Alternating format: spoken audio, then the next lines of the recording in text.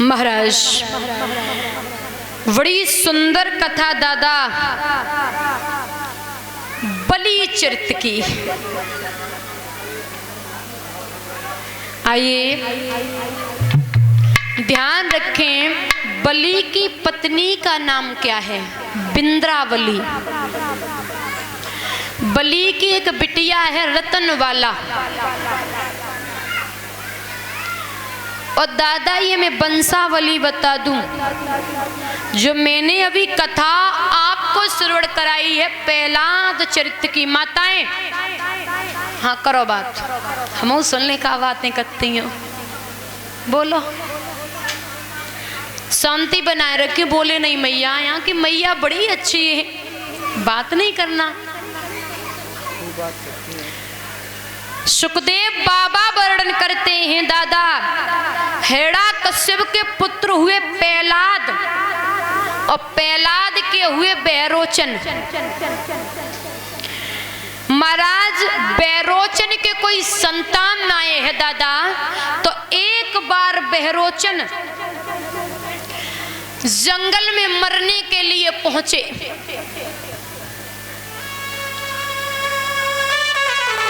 देव ऋषि नारद ने जवाब दियो, रे राजा कहाँ जाए रहो है, हमें कछु चिंता में लगे रहो है। तो जवाब दियो देव ऋषि नारद, मैं मरने के लिए जा रहा हूँ। बोले क्यों? बोले हमारे कोई संतान ना आए है।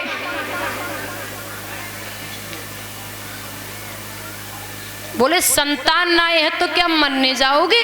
बोले हाँ मैं मर जाऊंगा, मैं लौटने वाला नहीं हूं। देव ऋषि नारद ने समझाया, और रोजा लौट जा राजन, लौट जा। नाई माने बहरोचन। बोले बाबा बिना पुत्र के मैं लौटने वाला नहीं। देव ऋषि नारद बोले हमका झोली में लला डारे सो तुम्हें पकड़ आए देवे, हम लला बना थोड़ी है, लौट जा। बोले नहीं लौटूंगा मैं बाबा, बिना पुत्र के मैं यहाँ से वापस नहीं जाऊंगा। देव ऋषि नारद समझ गए हैं कि ये राजा बड़ो हटीलो है। एक फल दिया है दादा, फल, और जवाब दिया इस फल को ले जाना, ये फल भींग न पाए, हवा न लग पाए, ढक के ले जाना। फल लेके बहरोचन चले। भगवान की लीला देखिए, बूंदें भी पड़ने लगी हैं, बड़ी तेजी से हवा भी चलने लगी। अब बहरोचन ने देखा अगर बूंद फल पे गिर गई, फल भींग गया, या इस फल को हवा लग गई है तो फल बेकार हो जाएगा। उस फल को बहरोचन ने दादा स्वयं खा लिया, उस फल को स्वयं खा गए। अब जैसे ही दिन हुए तो गर्भ बढ़ा भाई। भगवान की लीला, जब गर्भ बढ़ा है, पूरे दिन हुए तो बहरोचन ने देखा कि अब क्या हो, अब मरने के लिए फिर चले हैं जंगल की तरफ। तो फिर से देव ऋषि नारद मिल गए, बोले राजन अब का है, अब क्यों मरने जा रहे हो, अब कौन सी विपत पड़ गई? बोले बाबा जो आपने फल दिया था और आपने एक बात कही थी कि इस फल में हवा न लगने पाए, तो हवा बड़ी तेज आई और आपने ये भी कहा था कि ये भींग न पाए, तो पानी भी बरसने लगा। इस फल को मैंने स्वयं खा लिया, अब मैं मरूंगा। बोले तुम्हें तो मरना ही है, पर इस बच्चे को तो बचा ले। बहरोचन का दादा जब पेट चीरा गया है मैया, तो उसमें से बालक निकला। और पता जो पुत्र की बलि है, मतलब पुत्र की बलि दी गई, तो महाराज संतों ने जो पिता की बलि से बेटा हुआ उसका नाम रख दिया बलि।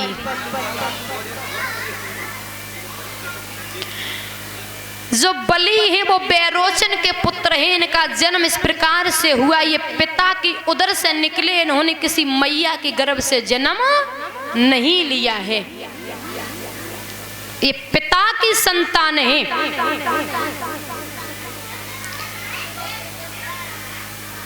महाराज एक बार बलि की संपत्ति थी ना, वो इंद्र ने छीन ली। तब भृगुनंदन शुक्राचार्य जी ने उन्हें अपनी संजीवनी विद्या और महाराज संपत्ति छीन के बलि को मार भी दिया। तो भृगुनंदन जो शुक्राचार्य रहे, उन्होंने अपनी संजीवनी विद्या से बलि को जीवित कर लिया, जीवित कर लिया है। तो बलि ने अपना सर्वस्त्र उनके चरणों में चढ़ा दिया, अरे गुरुदेव आप जैसा कहोगे मैं वैसा करूंगा।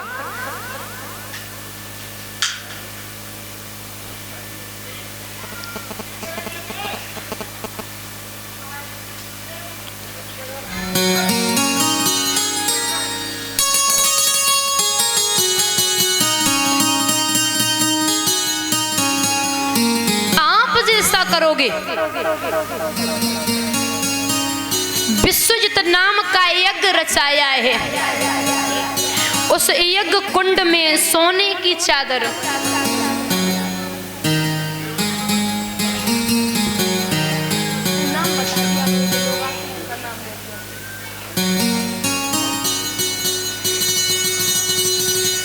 महाराज चादर से मड़ा हुआ एक बड़ा सुंदर रथ निकला है, एक ध्वजा निकली है, सोने की एक पात्रा निकली है, एक धनुष निकला है, एक तरकस निकला है, एक कवच निकला है। उस यज्ञ से दादा प्रहलाद जी ने उन्हें एक ऐसी माला दी थी बलि को, जिसके फूल कभी मुरझाते नहीं थे। ऐसी माला थी दादा प्रहलाद ने दी थी बलि को। और शुक्राचार्य ने इन्हें एक शंख दिया था।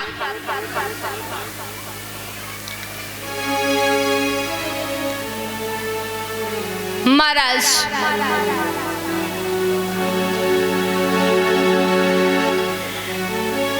जब बलि ने उस यज्ञ को जीत लिया है, तो देवताओं ने कहा प्रभु ये बलि तो यज्ञ को जीत लिया है, हम सब कहां जाएंगे।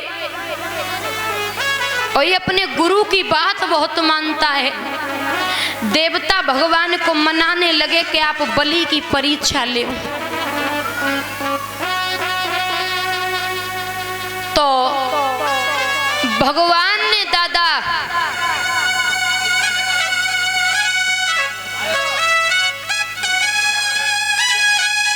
बामन अंगुल का रूप रखा है, प्रभु ने बलि की परीक्षा लेने के लिए चल दिए हैं। और कैसो रूप बनायो है दादा, के तन पर ताम्र न रहा और सीधा सा पीला कमल।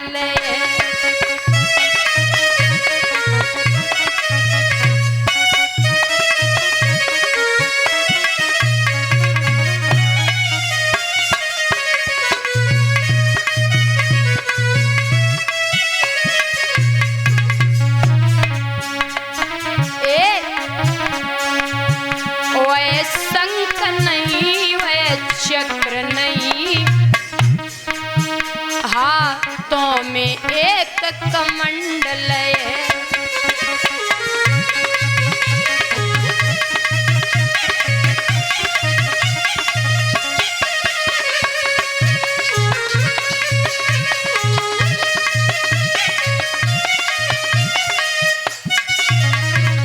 भैया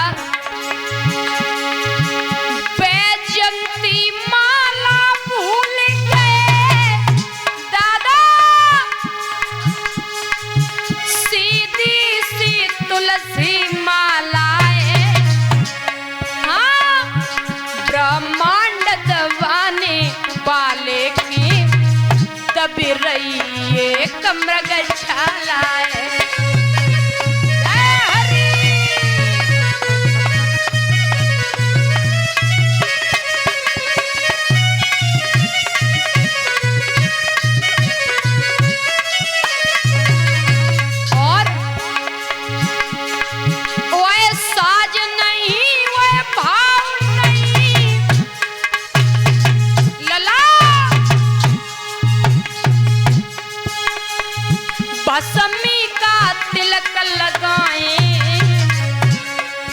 और विश्व विजेता बामन बन के हरि के दरवाजे आए।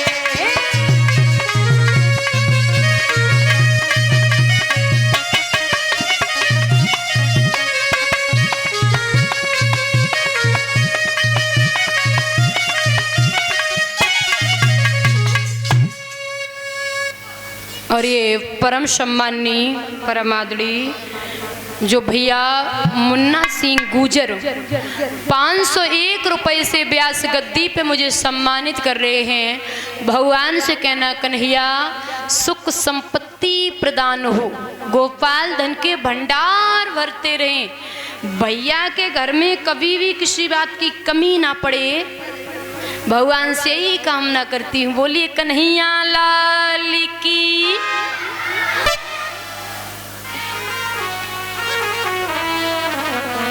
महाराज दादा आज भगवान ने बामन रूप बनायो,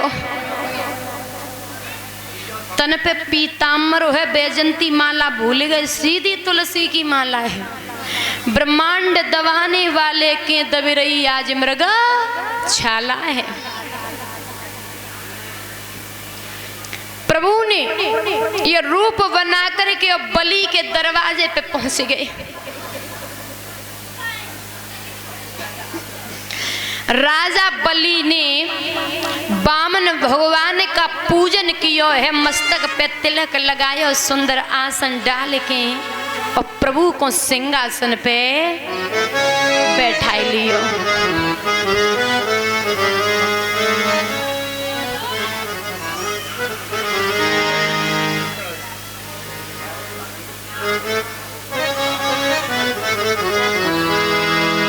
महाराज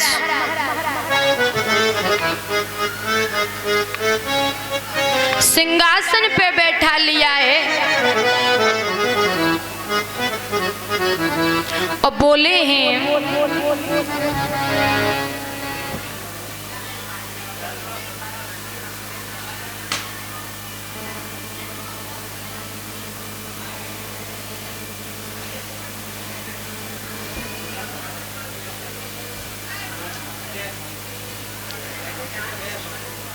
महाराज राजा बल कहने लगे मांगो करुणा धाम, इस सेवक के